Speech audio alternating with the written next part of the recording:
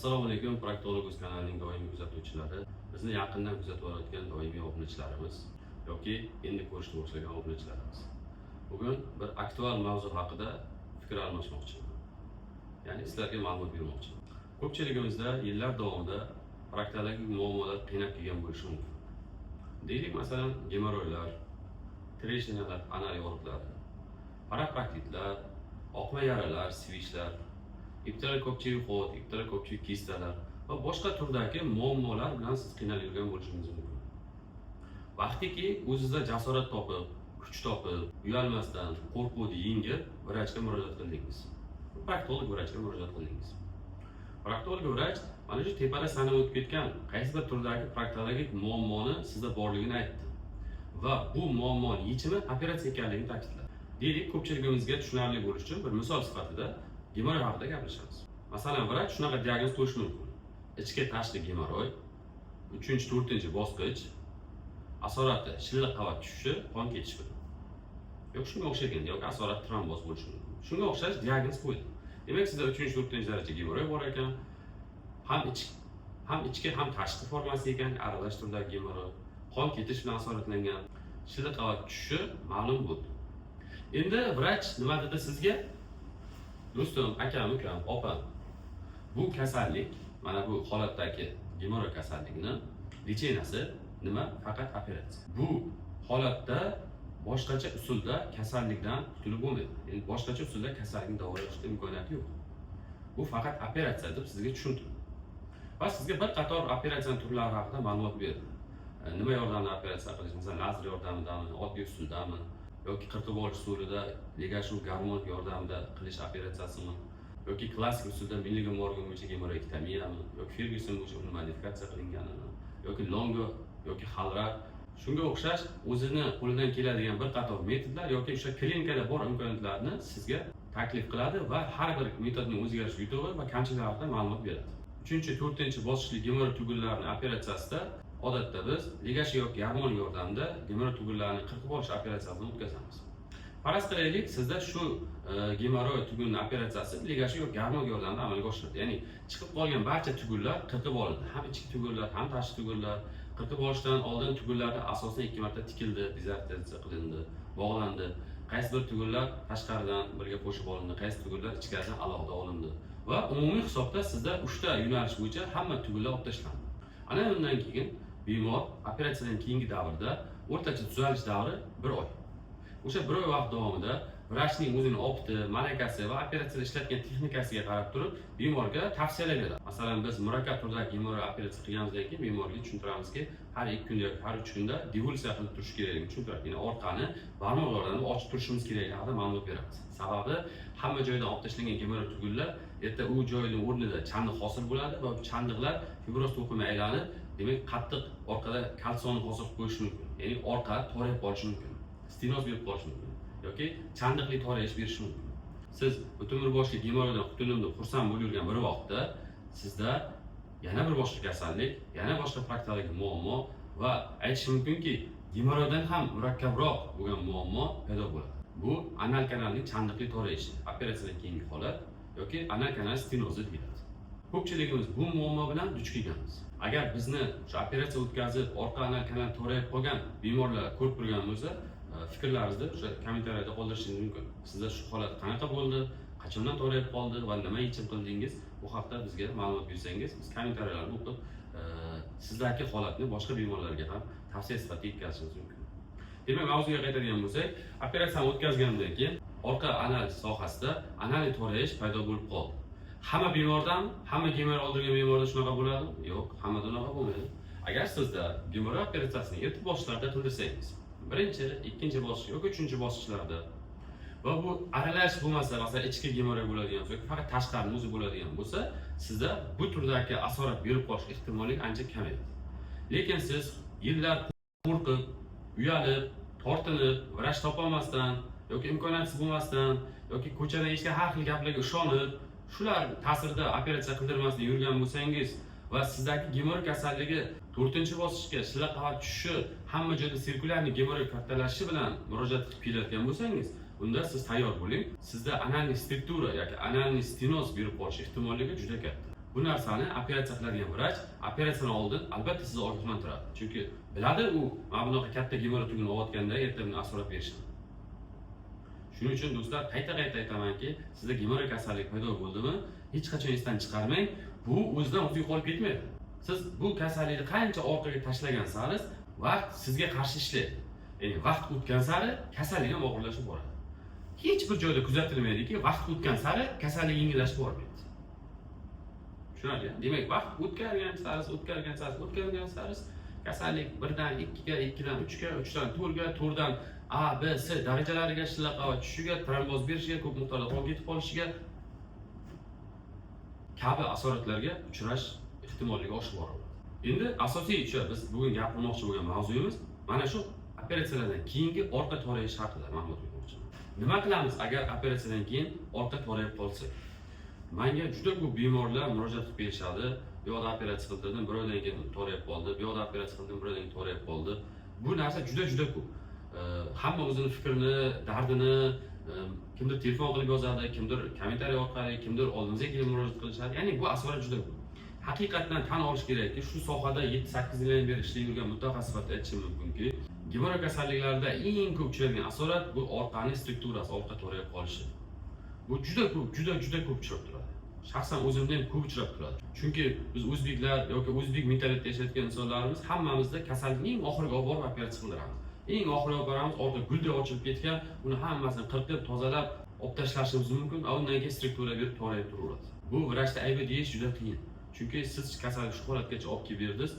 Bu operatsiyani mana shu 4-bosqichdagi kattashlikning gemorroy tugunini borib Amerikada operatsiya qildirsangiz ham, borib Germaniyada operatsiya qildirsangiz ham sizda struktura berish ehtimolligi bir xil. Ya'ni O'zbekistonda qildirganingizdan bir xil. Xo'p, to'rayib qoldi. To'rayib qolganimizdan keyin bemorda qanaqa klinik belgi paydo bo'ladi? Ya'ni bemor nimani his qiladi? Qayerdan biladi to'rayib qolganligini? Birinchi klinik belgisi bemor hojatga kirganda, katta hojatga kirganda hojatni chiqarish qiyinligi. Ayniqsa qattiq hojatni chiqarish qiyinligi kuzatiladi. Shuning uchun bemor doimiy ravishda ich yumshatuvchi dorilar qabul qilishga majbur. Doimiy ravishda ich yumshatuvchi dorilar qabul qilib yuradi. Bo'lmasa hojatga chiqqanda chiqara olmaydi, kuchanib o'tiradi, axlat turib qoladi yoki qo'li bilan olishga majbur agar qo'li siqsa yoki qon ketish kuzatilib qolishi mumkin. Yoki kuchli og'riq bemorda namoyon bo'ladi. Demak, birinchi belgisi nima ekan? Hojatni chiqarish qiyinligi. Ikkinchi belgisi bir xil bemorlar o'zida to'rayish bo'lib qolgan, lekin sezmasligi mumkin. Qanaqa bo'ladi unda? Bemor doimiy ravishda bo'yatma, slavitin dorilar qabul qilib yurganlik hisobiga bemorda axlat doim yumshoq, suyuq keladi, bemor sezmaydi orqa to'rayib qolganligini. Bu narsaning eng yaxshi klinik belgisi siz hojat qilayotganda tushayotgan axlatni holatiga e'tibor bering. Ya'ni u qay darajada hajm bilan tushyapti. Ingichka bo'lib, yosh bolangidek bo'lib tashqariga chiqyaptimi yoki plotniy bo'lib katta bo'lib chiqyaptimi? Shu narsaga e'tibor bering. Agar har doim hojatga chiqqaningizda yosh bolangga o'xshab ingichka bo'lib tushayotgan bo'lsa, qalamdek ruchkada tushayotgan bo'lsa, demak biling sizda katta ehtimolli orqa to'rayish bor. Demak, bu ikkinchi klinik belgisi. Uchinchi klinik belgisi bemor hojatga borganda qonashlar kuzatiladi. Qonashlar kuzatiladi. Chunki orqa to'rayib qolgan, tepadan qattiq axlat keladi, siz kuchanasiz chiqara olmaysiz, xohlaysiz-yu bu axlat chiqib ketishi kerak, natijada bir tomondagi chandiqni yirtib o'tadi, bemor hojat payti qonni ko'radi. To'rtinchi klinik belgisi bemorda og'riq. Xuddi shu proses chiqayotganda chandiqni yirtganlik hisobiga bemor og'riq his qiladi. Va bu og'riqlar har hojatga borganda kuzatilib bo'ladi. Beshinchi klinik belgisi bemor ozishni boshlaydi. Nega? Chunki hojatga chiqa olmaslik qiyin bo'lyapti, qattiq ovqat yeya olmayapti. Faqat suyuq, shunga o'xshagan faqat suyuq ovqat yeyilgandan keyin organizmga kuch-quvvat, organizmga kirayotgan vitaminlar, oqsillar, mikroelementlar miqdori tushib kamayib boryapti. Bemor natijada vis yo'qotishni boshlaydi. Bemor ozadi, slab bo'lib qoladi, holsiz qoladi, yurgan charchoq qoladi. Va yana bitta eng ko'p uchrab turgan belgisi bu axlatning tashqariga chiqib qolishi. Shu o'rinda tabiiy savol paydo bo'ladi. Doktor, siz o'zingiz aytib turibsiz, hojat qilish qiyin bo'ladi, axlat chiqarish qiyin bo'ladi. Lekin qanaqa qilib axlat tashqariga chiqib qolishi mumkin? Ya'ni axlat tashqariga chiqib qolish degani bu orqani ushlolmaslik degani-da. Chunki ba'zi bir kasalliklar bor, men keyin ko'rsatuvda shu narsani qilmoqchiman. Orqani to'rayib qolishiga qarshi orqani kengayib ketishi, orqa jomni ishlamasligi, bemor yengil gazni, suyuq axlatni, ba'zan qattiq axlat tashqariga chiqarib olishi, bilmasdan chiqarib olishi kasalligi bor. Bu analiy inkontinensiya deb ataladi bu kasallik. Bu haqida keyin ko'rsatuv qilaman. Hozir mavzuga aloqadorlik joyi shuki, bemorda orqa to'rayib qolsa ham nega axlat tashqariga chiqib qoladi? Nega shunaqa? Ko'pchilik bemorlarimiz bu narsani boshdan o'tkazgan. Buni sababi bitta. Boya aytdim, ichkarida gemoroy tugul olib tashlangan joyda chandiq to'qima rivojlanadi. Chandiq to'qima fibroz to'qima. Chandiq to'qimada qon tomirlar yo'q. U qalin, dag'al to'qima bo'ladi. Shuning hisobiga u chandiq to'qima elastiklik xususiyati yo'q.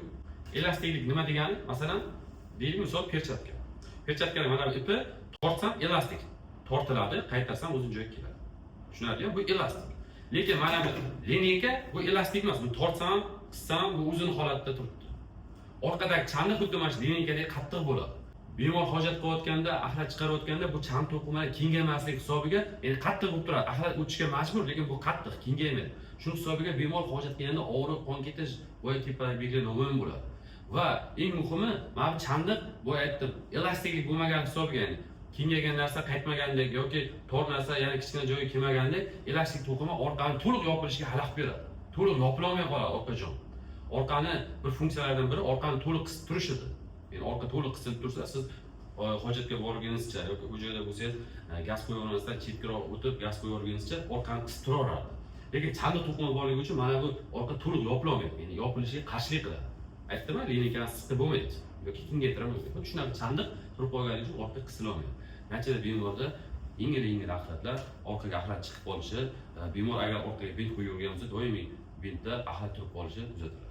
Bu ham 5-klinik belgisi. Xo'p, gapni ko'p cho'zmasdan kasallikni davolashga o'tamiz. Kasallikni davolashni poetapniy. Bu meni o'zim shaxsiy taktikam desam bo'ladi. Endi har xil kitoblardan yig'ib, u ma'lumotlar boshqa kitobdan, bu ma'lumotlar boshqa kitobdan, praktikadan, amaliyotdan ko'rib, o'zim poetapniy qilib chiqqanman. Orqa torayishini, demak, davolashdi. Birinchi etap bemor kelganda bu vaqtga qaraydi. Bemor qachon operatsiya o'tkazdi? Bemor agar operatsiya o'tkazganiga 1-1,5 oy vaqt bo'lgan bo'lsa va orqa kanal torayishini baholab ko'ramiz, tekshirib ko'ramiz, qay darajada torayish bor yo'qligini tekshirib, chandiq to'qima, fibroz to'qima hali yengil bo'lib turgan bo'lsa, unda bemorga maxsus dori lecheniya bilan harakat qilib ko'rishni tavsiya beraman. O'sha kremi bor, svichasi bor, 2 xil, tabletkasi bor. O'sha bilan bemorga orqani divulsiya qilib, 1 oy plus-minus holatda kuzatishni tavsiya beraman. Tushunarli? Demak, operatsiya bo'lganiga hali 1-1,5 oy. Hali yangi chandiq to'qima, hali fibroz qattiq bo'lib ketib qolmagan to'qimalar. Bu birinchi taktika. Ikkinchi yo'nalishimiz, agar bu usul yordam bermasa, unda bemorga operatsiya bo'lganiga 3 oy, 4 oy bo'lib ketib qolgan, hali 6 oygacha yetmagan, lekin chandiq to'qima endi qattiqlashib boshlagan. Birinchi etaplik maspas switchlar bilan harakat qilib ko'rdik, yordam bermayapti. Unda ikkinchi etapda nima qilamiz? Maxsus ukollar yordamida orqa chandiq to'qimaga ukol qilinadi. Ya'ni o'sha chandiq to'qima rivojlanishini sekinlashtiradigan, uni eritadigan, protsessni bloklaydigan ukol qilinadi. Bu ukol sxema bilan olinadi. Sxema bilan masalan haftada bir, keyingi haftada yana bir, 2 haftadan keyin bir, mana shunaqa qilib 3 ta 4 ta kurs sxema bilan ukol qilinadi. Va har safar shu ukol qilinayotgan vaqtda nima qilinadi? Yengil chandiq to'qimalar qirqib boriladi. Yengil chandiq to'qima, kolsovga tomonazli qirqib qo'yiladi. Bu ikkinchi etaplik davolash usulimiz. Ko'pincha bemorlar mana shu ikkinchi etaplik davolash kursimiz o'ziga 70-80% bemorlarimiz yaxshi bo'lib ketadi.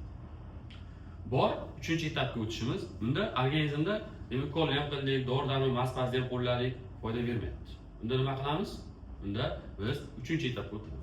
Uchinchi etapda местный mahalliy narkoz ostida o'sha biz atrofdagi ichkaridagi chandiq bo'lgan to'qimani tagida anesteziya qilib turib, chandiqlarni qirqish operatsiyasi bajariladi. Bu yengil operatsiya, ya'ni ambulatorniy bajariladi, bemor yana turib uyiga ketaveradi. Agar bunda ham yordam bermaydigan bo'lsa, unda 4-etaplik holatimiz bu yana operatsiya. Operatsiya anal kanalni kengaytirish, chandiqlarni qirqish operatsiyasi bajariladi. Operatsiyaning o'zida ham bir nechta turlarga bo'lishi mumkin. Mala invazivniy, masalan, lazer yordamida chandiqlarni eritish, fibroz to'qimani eritish yoki VE plastika, o'sha teri loskutni ichkariga olib kirib ko'chirish yoki shunga o'xshagan bir qator turdagi operatsiyalar bajarilishi mumkin. Umumiy hisobda olganda bu kasallikdan, ya'ni sizda orqa torayib qolish kasalligidan qutulish imkoniyati bor. Faqat to'g'ri mutaxassisga borib, to'g'ri yo'nalishni topib, mana shu tepada sanab ketgan etaplarni qaysi holatdaligini aniqlashtirib, o'sha holatdan lecheniyalarni boshlasa, kasallikdan butkul qutulib ketish mumkin. Bir narsani esdan chiqarmaslik kerak o'rtoqlar. Masalan, siz bordingiz doktorga, chandiqlarni qirqdi deylik masalan, yoki operatsiya o'tkazdingiz, lazer bilan chandiqlarni eritdi. Siz agar buni o'z holiga tashlab qo'ysangiz, bu yana organizm o'sha holatda, eski holatda chandiqni olib kelib qo'yadi. Chunki inson organizmida chandiqlanish degan kasallik bor. Spayka hosil bo'lish, spaychniy болезнь. Siz 1000 marta spaykalar, chandiqlar qirqqaningizni organizm yana o'sha eski holatga qaytarishga harakat qiladi. Operatsiya qilish yoki operatsiya o'tkazish kasallikdan butkul xalos bo'lish degani emas. Siz operatsiya qilish bu orqa to'rayishni 30% ga davoladi. 70% keyingi davo bu u sharoitda bemorga tushuntirilgan tavsiya asosida amalga oshirib boriladi. Ya'ni kunlik ravishda degustatsiya boriladi, maxsus kremlar bilan ochib borilaveradi, toki bir oygacha o'sha chaniq to'qim o'zini joyini qayta egallay olmasligi uchun. Shuning uchun operatsiya o'tkazdim, hammasi okey degan fikr bu xato fikr va bunga amal qilishimiz kerak. Shu yerda ushlab turadigan bitta juda nozik masala bor. Ko'pchilik kasallarimiz agar chandiqli to'rayish bilan bemor murojaat qilsa, vrachga, qaysidir vrach yaxshi yomon demoqchi emas, men ushlab turadigan bir xatoni aytmoqchiman. Vrachlarimiz chandiqlarni qirqish amaliyotini o'tkazadi. Chandiqlarni qirqish. Chandiqlarni qirqayotgan vrach agar o'lchangan sfinkterotomiya qilinmasa, ya'ni o'lchab sfinkterotomiya qilmasa, chandiqlarni ochmasa, bunda nima bo'ladi? Bemorda nidrjaniya qolish ehtimoli bor. Orqa kanal jonni qirqib olsa, bemor chandiqdan qutuladi, lekin orqa endi ishlamay qoladi. Bu ishlamay qolish, orqa qismay qolish, ana chandiqdan ko'ra chandon yomon kasallik. Buni kasallikni davolash juda birinchi qiyin. Plastika qilinadi, tolalar olib keladi, u ham doim o'tashdan chiqadigan operatsiya emas. Shunaqa murakkablik bor. Shuning uchun azizlar, ko'rsatuvdan oladigan 3 ta xulosamiz bor. Shularga doim amal qilishni sizga iltimos qilib qolardim. Birinchisi, kasallik paydo bo'ldimi? Ya'ni gemoroid, trishna yoki shunga o'xshagan boshqa muammo paydo bo'ldimi? Erta bosqichlarda vrachga borib ko'ring. Chunki muammo shu darajaga yetib kelishiga asosiy sabab nima?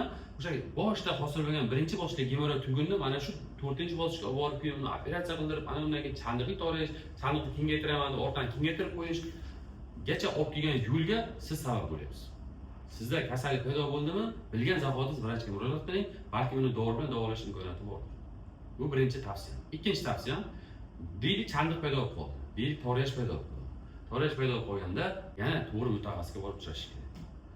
Vaqt yo'qotib qo'ymaslik kerak. Chunki boya aytdim, o'rtadagi suroklar ahamiyatga ega. 1-1,5 oygacha surok, 6 oygacha bo'lgan surok, undan keyingi suroklar ahamiyatga ega. Ya'ni sizga qaysi taktika bilan davolash o'shanga qarab tanlanadi.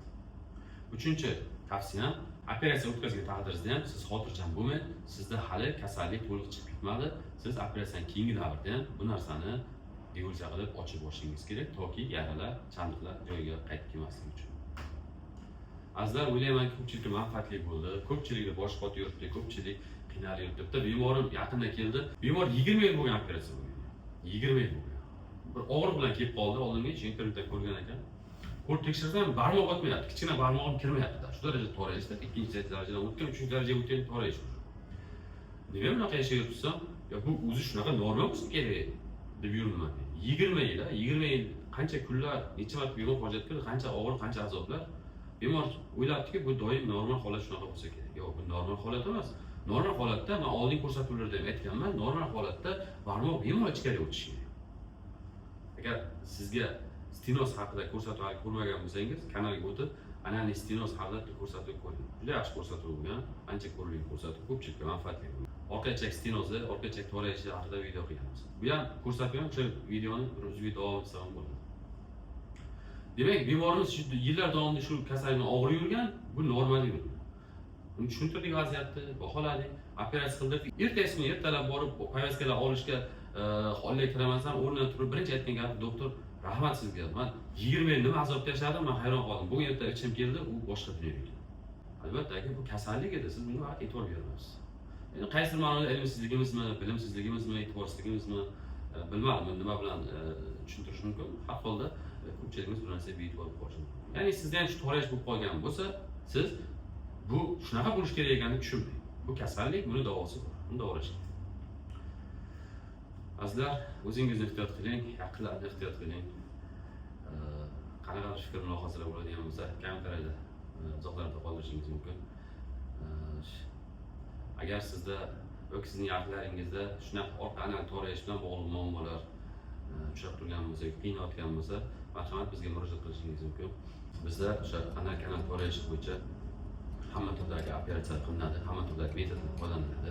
Avvalo biz sizni tekshirib, ko'rib, darajasini aniqlab, qaysi etapda davolash kerakligini aniqlashtiramiz va shunga qarab biz davo choralarini ko'rib boramiz. Yaxshi kunlarda ko'rishguncha o'zingizni ehtiyot qiling.